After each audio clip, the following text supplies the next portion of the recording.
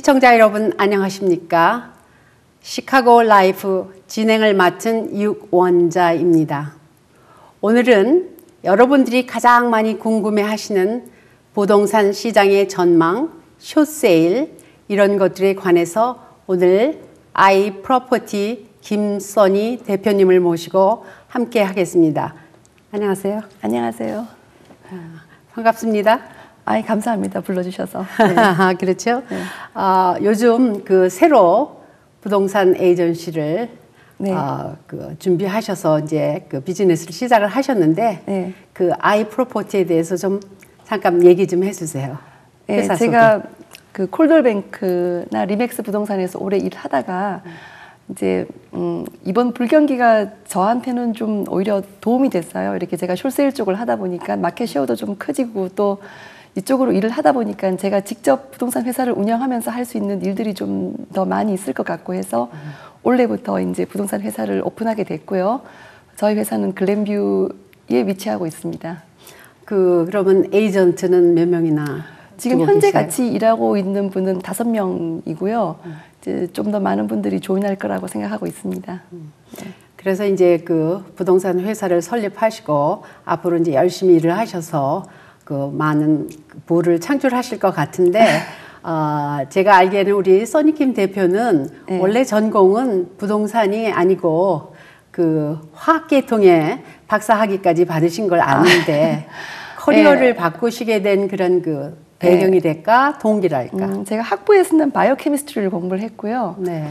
그리고 사실 이제 여기 유학을 와서 처음에는 유전공학 쪽으로 공부를 해서 노스웨스턴에서 일을 했었습니다. 근데 글쎄 좀 방송에서 이런 얘기 드리긴 좀 하지만 그냥 실험실에서 이렇게 그냥 시약 만지고 이렇게 현미경 보고 이렇게 하루 종일 보내는 라이프가 너무 좀 보링해서 그냥 어떻게 파타임으로 한번 시작을 해봤는데 제가 굉장히 일을 잘했어요. 그래서 큰 결심이었죠. 그래서 제가 이제 커리어를 바꾸게 됐습니다. 네. 그래서 이런 부동산 업계에서 일을 하시면서 그동안 네. 그래도 꽤 오래 하셨잖아요. 네. 그래서 보람 있는 일이라면 어떤 일을 말씀을 해 주실 수 있어요? 처음에 일을 시작할 때는 사실 이제 제가 많은 분들을 접하고 그러다 보니까 힘든 일들이 더 많았는데 이제 좀 오랜 세월이 지나고 또 제가 하는 일을 좀 잘 매니지하고 나서부터는 이제 제가 하는 일로서 사람들을 도울 수 있는 부분이 많다는 거가 참 고맙게 느껴질 때는 있어요. 그러니까 제가 특별히 이제 고아원을 간다 그러나 양로원을 간다 그러나 그렇게 시간 내서 좋은 일은 못 하더라도 내가 할 수 있는 내 커리어로 사람들을 도울 수 있는 거는 참 좋다는 생각이 들고 또 특히 요즘에는 이제 숏세일이다 뭐다 해서 이렇게 좀 어려운 분들이 많이 전화를 하세요. 그래서 그렇죠.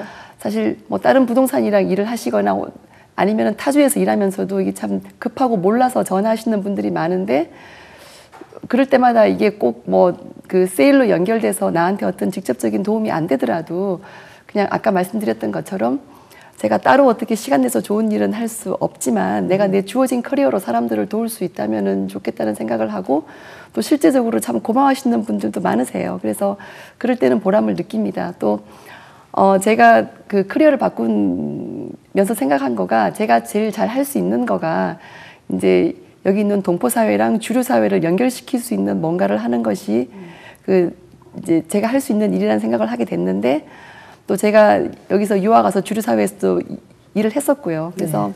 그런 점에서 이제 동포분들한테 조금이나마 도움을 줄 수 있는 거는 좋다고 생각합니다. 그렇죠. 그리고 특히나 프라이빗 하우스 같은 거는 네. 제가 보기에는 여성의 타치라든지 여성의 미안적인 감각이라든지 이런 것들이 주부들께 많은 도움을 더 드릴 수 있을 것 같아요. 감성이 비슷해지니까. 레지던셜 마켓은 특히 그렇고요. 그리고 비즈니스 자체가 이제 큰 회사를 운영한다거나 그런 건 모르겠는데 스몰 비즈니스 자체가 여성분들이 참 잘하시는 경우들이 많이 있으세요. 그렇죠. 예. 그런데 이제 우리 또 써니킴 대표께서는 아직 성장한 그 자녀는 아니고 아직도 좀 어린 것 같은데 예. 여성들이 커리어하고 예. 그 패밀리 라이프를 같이 병행한다는 게 참 쉽지 않을 것 같아요. 그래서 전문인으로서 그 두 가지를 우리 써니킴 대표께서는 어떻게 잘 밸런스를 맞추고 계신가? 그건 제가 유건자 씨한테 좀 많이 여쭤봐야 될 것 같은데, 그건 아직도 고민하고 있는 부분 중에 하나기는 한데요. 제가 처음에 결혼하고 이제 일을 하고 나서는 그 모든 거를 참 잘하고 싶었어요. 그래서 뭐 이제 저기 슈퍼우먼 신드롬 그런 것 때문에 이렇게 나를 막 힘들게 하면서 이것도 잘해야 되고 저것도 잘해야 되고 막 그런 부담이 좀 있었는데, 지금은 사실 이렇게 좀 프라이오리티를 두고 제가 못하는 부분은 포기를 합니다. 그래서 가령 예를 들어서 이제 뭐 지금 같은 경우는 좀 부끄러운 얘기지만 가령 뭐 음식을 아주 잘해야겠다라거나 그런 부분은 좀 포기를 하고 있습니다. 그래서 지금은 제가 할 수 있는 부분, 그래서 가령 예를 들어서 뭐 애들 교육이라든가 또 뭐 신앙생활이라든가 또 이게 그런 커리어 같은 경우는, 더군다나 저희 커리어 같은 경우는 사람들의 집을 책임지고 있고, 특히 요즘 같은 경우는 숄세일 같은 경우는 뭐 이거가 숄세일이 잘 되지 않으면은 무슨 뱅크럽시를 해야 되고 그런 스트레스가 참 심해요. 그래서 그런 것들이 있기 때문에 어떤 프라이오리티를 두고 제가 못하는 부분에 있어서는 이제 생각을 좀 접고요. 그리고 또 요즘 최근에 와서 느끼는 것 중에 하나는 그 가정이라든지 일이라든지 그런 거에만 너무 포커스를 두다 보니까 제 자신을 너무 잃어버리는 것 같고, 저도 이제 나이가 들어가는 것 같고 해서 그런 시간 중에서도 제 자신을 위해서 이렇게 좀 할 수 있는 일을 뭐 다만 일주일에 한두 시간이라도 좀 잡아서 하려고 생각하고 있습니다. 참 좋으신 말씀인데 네. 자기 스스로를 디벨롭 하는데 신경을 쓰는 것도 이 다음에 뭐 갱년기가 왔을 때 그때 그 삶의 허전함을 안 느끼고 그렇게 사는데 중요하다는 생각을 제가 이 나이에 그걸 느낍니다. 그래서 아주 참 좋은 말씀을 해주셨고요. 네. 원래 이제 전문이 부동산이시니까 네. 그 전문가로서 앞으로 그 부동산 시장의 전망을 어떻게 보시고 계시는지. 예, 제가 부동산 전망에 대해서 뭐 언제 값이 오르고 언제 값이 떨어지고 그런 걸 정확하게 다 얘기할 수는 없지만, 그래도 현장에서 풀타임으로 일하는 사람으로서 느끼는 점을 말씀드리면은요, 저희가 부동산 마켓의 하락이 시작된 시점을 한 2007년, 2008년 그때쯤부터 그렇죠. 보고 있죠. 네. 그 리만 브라더스 사태 네. 나고 그때는 정말 참 겁났습니다. 그런데 작년 정도부터 해서 많은 인베스터 분들이 집을 구입하시는 분들의 문의가 많이 들어왔어요. 그리고 올해 들어서는 저희 신문 지상 같은 데서도 많이 보시겠지만은 바이어들의 움직임이 참 많이 있습니다. 네, 활발해졌군요. 예, 그래서 이제 론이 좀 안 되는 문제가 아직 그 발목을 잡고 있긴 하지만, 그래도 많은 바이어들이 지금이 진짜 살 때다라고 움직이고, 또 특히 인베스터 분들 같은 경우는 가격이 지금 굉장히 하락해 있고요. 그리고 이자율이 좋고 렌트 마켓이 아주 좋아요. 그런 삼박자가 딱 맞기 때문에 인베스트 마켓도 굉장히 활발하게 움직이고 있습니다. 그래서 근데 그런 어떤 그러니까 많은 바이어들의 움직임이 가격 상승에는 아직 미치지 못하고 있는 것 같아요. 왜냐면은 아직까지도 뭐 저기 숄세일이라든지 은행 차 물건 같은 것들이 계속 좀 많이 나오고 있기 때문에 가격 상승으로 이어지고 있지는 않은데, 부동산 거래가 확실히 는 거는 사실이고요. 이제 바이어 쪽 얘기고요. 그리고 셀러들 쪽을 얘기를 하면은 이제 많은 셀러분들이 집을 파시려고 하죠. 근데 이제 집을 파시려는 분들의 종류가 두 가지가 있습니다. 네. 이제 그냥 일반 셀러들, 그러니까 집에 좀 그 에꾸리가 있으신 분들. 네.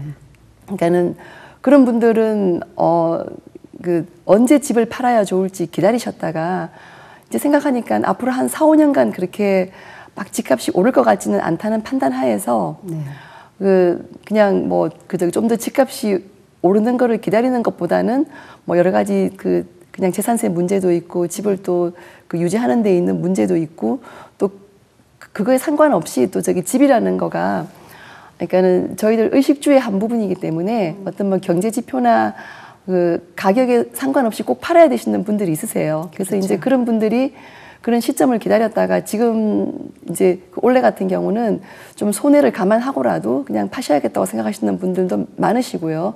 또 집에 에quity 없으신 분들, 그러니까 가령 예를 들어서 내가 정상적인 마켓으로 집을 팔려면은 돈을 싸들고 와야 되시는 분들이 있으세요.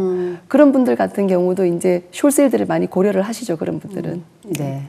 그래서 지금 말씀 중에 숏세일, 숏세일 이렇게 많은 그 네. 단어가 나왔어요. 네. 그러면 그 일반 분들은 과연 이 숏세일이 뭔가 하고 궁금해 하시는 분들이 많거든요. 그래서 숏세일한 것이 무엇인가 하고 좀 설명을 해 주시면 그 우리 시청자 여러분들이 이해를 하는데 도움이 될 것 같아요.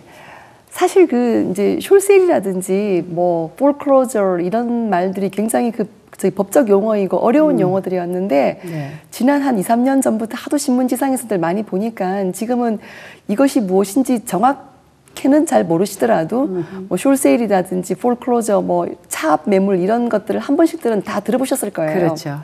이제 숏세일을 정확하게 정의하면 그렇습니다. 내가 한 2007년, 8년도 그때 한창 피크로 올라갔을 때도 2006년, 7년 이럴 때 그때 집을 30만 불을 주고 샀어요. 그리고 이제 3만 불을 다운페이를 하고 27만 불을 론을 얻어서 그때는 론이 쉽게 잘 나올 그랬죠? 때였으니까 27만 불을 론을 하고 30만 불을 주고 집을 샀는데 지금 집값이 폭락해서 그 집이 20만 불이 됐어요. 그러면은 집값 시세는 20만 불인데 나는 27만 불의 빚을 안고 있는 거고 이거를 정상 마켓에다가 팔려고 하면은 27만 불 플러스 뭐 부동산한테 지불하는 비용에다가 뭐 클로징 비용, 텍스 같은 거에서 한 32만 불 정도는 받아야지 클로징을 하실 수가 있으세요. 그렇지만 지금 집 현 시세는 20만 불밖에 안 되기 때문에 내가 정상적으로 팔려면은 아까 말씀드렸듯이 12, 3만 불의 돈을 싸들고 와서 클로징을 해야 되는데 지금 경제도 어렵고 비즈니스도 다운됐는데 그렇죠. 어떻게 그렇게 할 수가 있습니까? 그러니까 내가 은행에 페이해야 되는 돈보다 적은 돈을 페이하고 나를 그냥 이 부채에서 벗어나게 해달라라고 요청하는 거가 숏세일이고요. 그리고 정부도 그렇고 은행도 그렇고 지금 집값이 지난 수년간 갑자기 너무 떨어졌기 때문에 그렇죠. 그러니까 뭐 40만 불 하던 집이 20만 불로 떨어졌으면은 그만한 갭을 개인 혼자서 감당할 수 있다는 거를 정부도 알고 은행도 알고 있어요. 그래서 지금 한시적으로 이제 물론 우리가 돈을 빌렸으면은 다 갚아야 되는 것이 그게 당연한 문제겠지만은 그렇죠. 그냥 너무 경제가 갑자기 안 좋아지고 너무 집값이 폭락했기 때문에 지금 정부에서나 은행에서나 한시적으로 숏세일을 허락을 해주고 있습니다. 그래서 쉽게 말씀드리면은 내가 갚아야 되는 돈보다 적은 돈을 내고 부채에서 벗어나는 프로세스, 그거를 숏세일이라고 할 수가 있겠습니다. 아이고, 잘 들었습니다. 그러면 그 foreclosure다 하면은 제가 여쭈고 싶은 거는 그럼 어떤 분들은 숏세일을 하셔야 되고 어떤 분들은 foreclosure를 해야 되는가, 그런 어떤 크라이테리아 뭐 그런 것들이 있습니까? 이제 그 페이먼을 못 내셔서 그러니까 foreclosure 위기에 처하신 분들은 제가 생각하기에는 반드시 숏세일을 트라이를 해보셔야 돼요. 그거는 이제 어떤 분들은 숏세일을 하고 어떤 분들은 foreclosure를 하고가 아니고, 그러니까 내가 돈을 못 내서 페이먼을 못 내서 그러니까 foreclosure 위기에 처하신 분들은 반드시 숏세일을 통해서 내가 저기 부채에서도 벗어나고 크레딧도 좀 더 세이브하는 방법으로 트라이를 해보는 것이 바람직합니다. 그렇지만 이제 저런 크라이테리아는 있겠죠. 지금 요즘 이제 흔히 많이 나오는 융자 조정, 그러니까 론 모디피케이션, 그러니까 정부에서 아까 이렇게 저기 숏세일을 어느 한시적으로 좀 유예한다고 했는데 그 한 방편으로 론 모디피케이션이라는 프로그램도 권장을 하고 있어요. 그러니까 돈을 못 내면은 이제 그 집이 차압되고 그 옥션에서 팔리거나 은행이 가져가는 것이 당연한 프로세스지만 지금 너무 많은 소유주들이 어려움을 겪고 있기 때문에 정부나 은행에서는 집을 차압하는 것보다는 좀 융자 금액을 좀 깎아줄 테니까는 킵을 하시든지 아니면 우리가 좀 싸게 팔고라도 그냥 이렇게 팔기 해줄 테니까 숏세일을 하는 쪽으로 권장들을 하고 있으세요. 그래서 이제 숏세일과 foreclosure의 크라이테리아에 맞는지를 보는 것보다는 내가 이 론 모디피케이션을 해서 집을 킵을 해야 될까 아니면은 숏세일을 해서 집을 정리해야 될까의 크라이테리아를 생각해 보시는 게 더 이제 많은 분들이 궁금해하실 것 같으세요. 그렇죠. 그래서 이제 그 숏세일에 정의라든지 어떻게 하시는 건지 그 프로세스를 지금 여러분들이 잘 알으셨는데요. 그러면 그 론의 그 요즘의 론의 현황, 그러니까 많은 분들이 또 돈이 있어서 집을 좀 사고 싶으시다 했을 때 그런 분들의 그 론을 얻을 수 있는 그런 그 현황은 어떻게 보시는지. 물론 론 그 매니지먼트를 하시는 건 아니지만.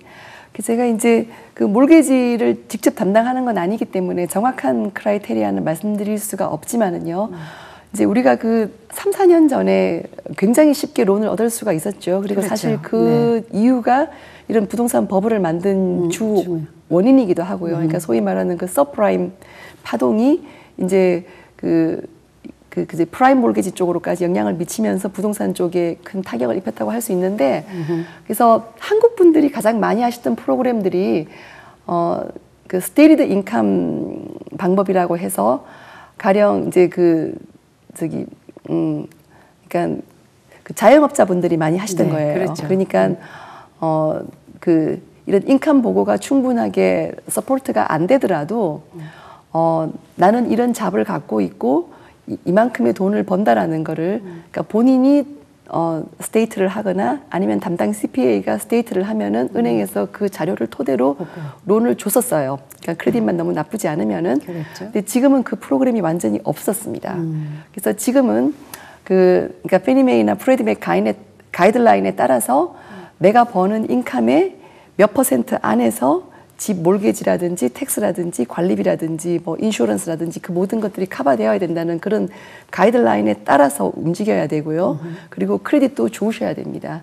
그래서 내가 크레딧 관리가 잘 되어 있고 텍스 보고에 따른 인컴 보고가 잘 되어 있어야지만이 론을 얻으실 수가 있으시죠. 그러니까 많은 분들이 론을 못 얻으시죠, 요즘. 그러면 이제 요즘 봄철이 돼서 아무래도 뭐 이런저런 이유로 해서 꼭 숏세일이나 뭐 깡통주택이 돼서 그 집을 팔아야 되는 건 아니지만 예를 들어서 타주로 이사를 간다든지 아니면 또 리타이어를 하기 때문에 다운사이징을 한다든지 이런 분들이 집을 내놓았을 때 어떤 거에 주의를 요하는지. 첫 번째는 아무래도 가격이겠죠. 그래서 이제 지금 많은 셀러분들이 하도 주위에서 집값이 떨어졌다고 하니까 아유 나도 이제 큰 욕심 안 부리고 집을 내놓는다고 하지만 실제로 이제 저희 같은 전문가들을 불러서 그러니까 마켓 애널리시스를 받아보시면 다들 이제 기절들을 하십니다. 이게 집값이 이렇게 떨어졌다는 거. 그리고 사실 이제 그러니까 리타이어 하시는 분들 같은 경우 집을 받았을 때는 참 마음이 아프기도 해요. 이게 전 재산인데 그 재산이 그렇죠. 반토막 나고 하기 때문에. 그렇지만 집값에 그래도 가장 그러니까 그 집을 파는데 가장 영향을 주는 거는 경쟁력 있는 가격이겠죠.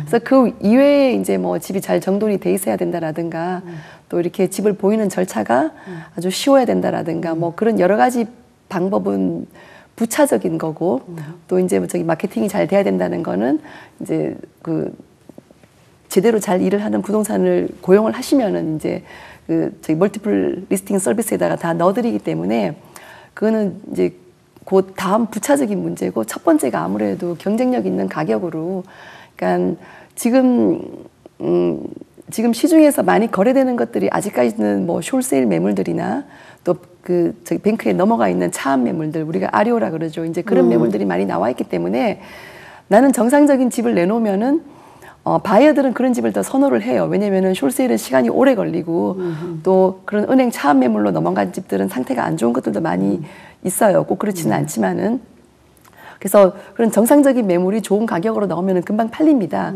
그렇지만은 내가 내 집을 내놓았을 때 그거가 이렇게 경쟁을 해야 되는 다른 상품들은 숄세일이나 뭐 차압 매물들이 아직도 많이 있기 때문에 그런 것과 경쟁해서 가격 경쟁이 밀리지 않아야 되기 때문에 아무래도 값을 현실감 있게 조절을 해서 내놔야 되겠죠. 근데 그렇게 가격을 리즈너블하게 매기려면 그 에이전트하고 같이 상의를 해서 그 적정선의 그 가격이 나와야 되겠죠.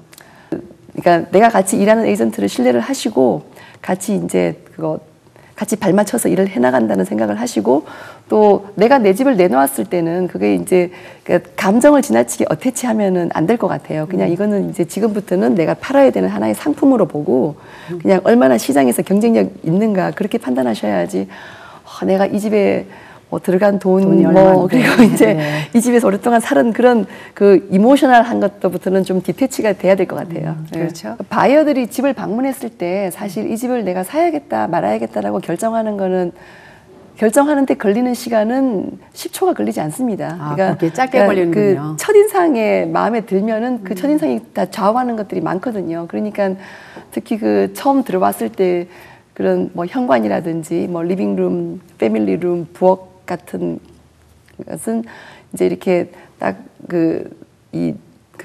어트랙티브하게 그렇게 그렇죠. 갖고 놓으면 좋은데 사실 한국 분들은 바쁘신 분들이 많으셔가지고 집 밸류에 비해서 그렇게 인테리어를 잘 해놓은 집이 많지 않은 건 사실이에요. 그게 좀 이제 안타까운 점이긴 해요. 그럼 또 이제 뭐 거기에 맞춰서 좀 가구를 빼고 심플하게 정리해서 내놓는 방향이라든지 그런 걸 저희들은 권장을 해드립니다. 그래서 그렇죠. 제가 듣기에는 심플하고 너무 많은 것을 쌓아놓고 그렇지 말라고 이제 레코멘드를 하거든요. 이제 바이어들은 그렇다 하지만 지금 이제 캐시가 많고 투자를 하고 싶으신 분들은 어떻게 그런 매물들을 고르는데 어떤 것을 고려해서 그 매물을 사셔야 될까? 투자자들 분들한테는 지금 요즘 같은 경우에 이제 투자자분들이 상당히 많으세요. 왜냐면은 제가 신문 칼럼에서도 그런 걸 한번 쓴 적이 있는데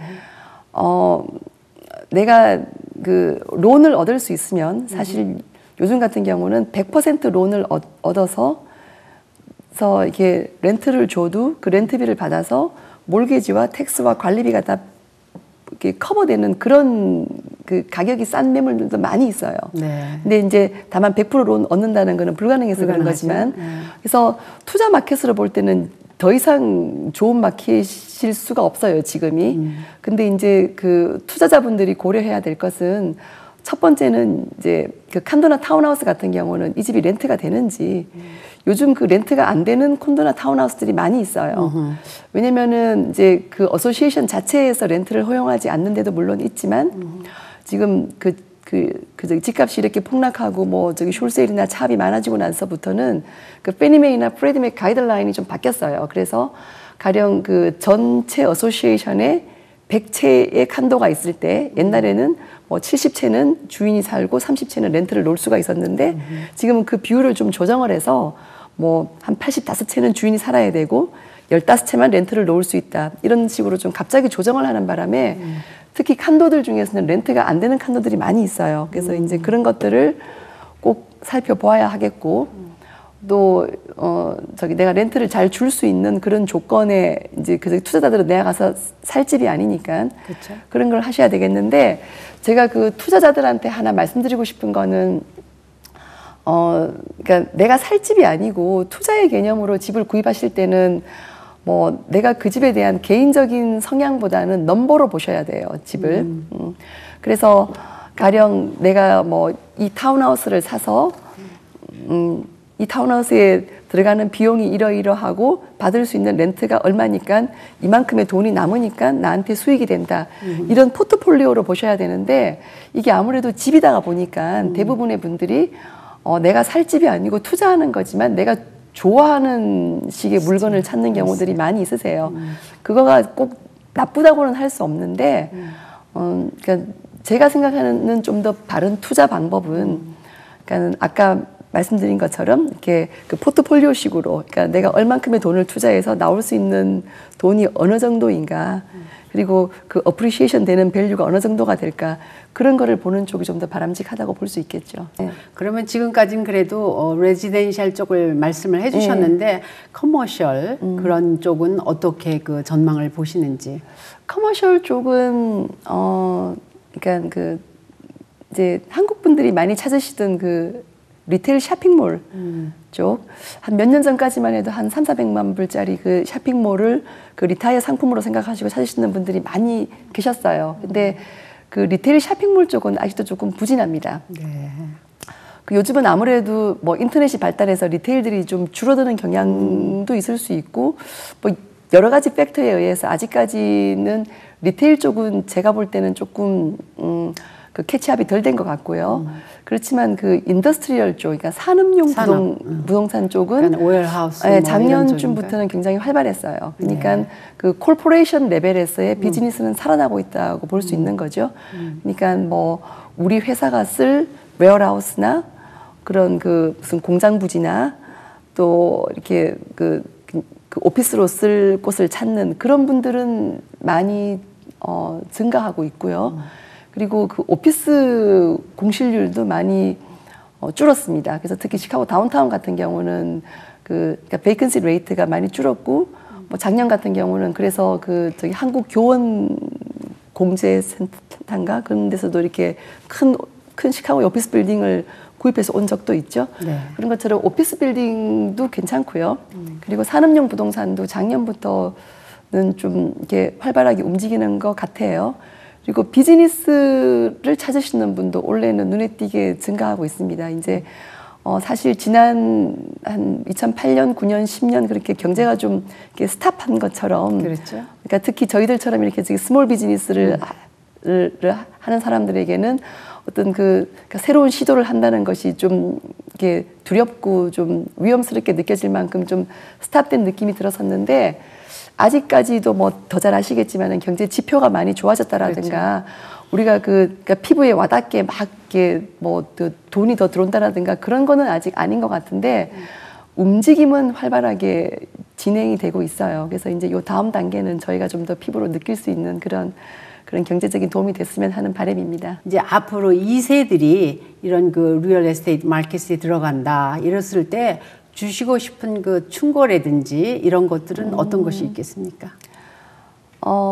모든 커리어가 그렇겠지만 부동산 쪽을 보면은 그 이제 좀 가볍게 생각하고 시작하시는 분들이 많이 있으세요. 왜냐면은 사실 저희가 이렇게 그 라이센스를 따고 하는 과정은 그렇게 힘들지 않습니다. 네.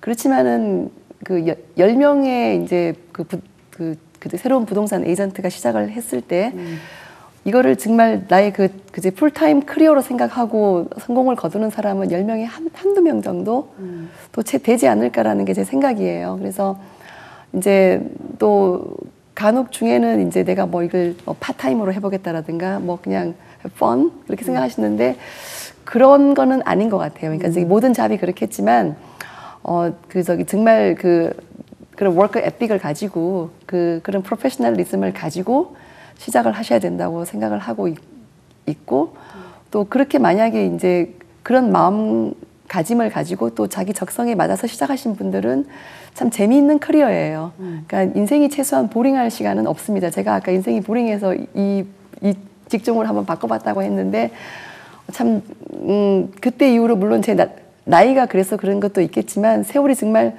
너무 금방 갔어요.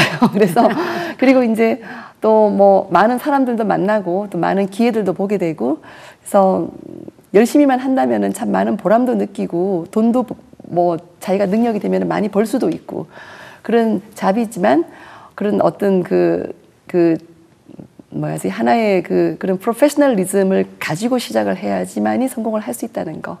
그걸 제가 말씀드리고 싶습니다. 우리 써니킴 아이프로퍼티 대표께서는 우리 한국 마켓에서 성공하신 그 리얼 에스테이트 에이전트 대표로서 제가 이렇게 생각을 하고 오늘 이렇게 만나 뵀는데 여러 가지로 정말 많은 얘기를 좋은 얘기를 해주셔서 대단히 감사하고요.